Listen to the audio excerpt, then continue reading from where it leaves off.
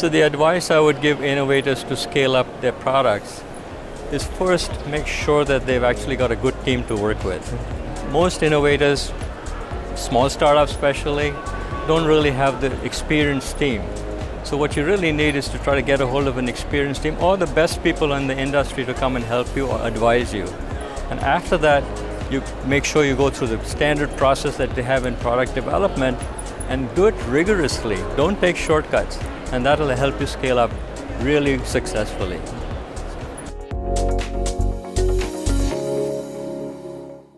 Yeah, so the biggest thing the innovators can do in early stage development to avoid some obstacles of surprises is to essentially fail fast. And one of the things that you have to do is start to build prototypes quickly, try them out, make sure it works, and then go forward. And again, you can go to find teams that do these things really fast, and that'll really help you.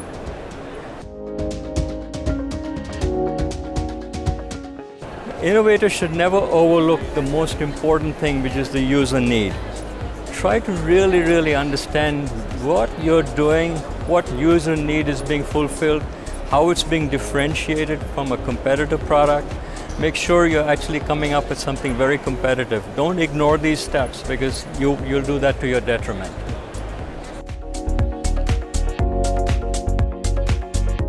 So at Essential, we actually help our customers with automation as well.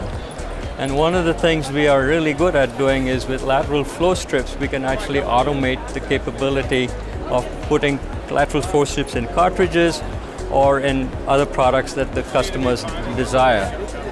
Most of these products are actually sold in really large volumes. And in order to do that, you really have to scale up at a much higher level than most other products are. That's the expertise that Essential has, and it's done this in many products already, and so a lot of experience has come forward with that.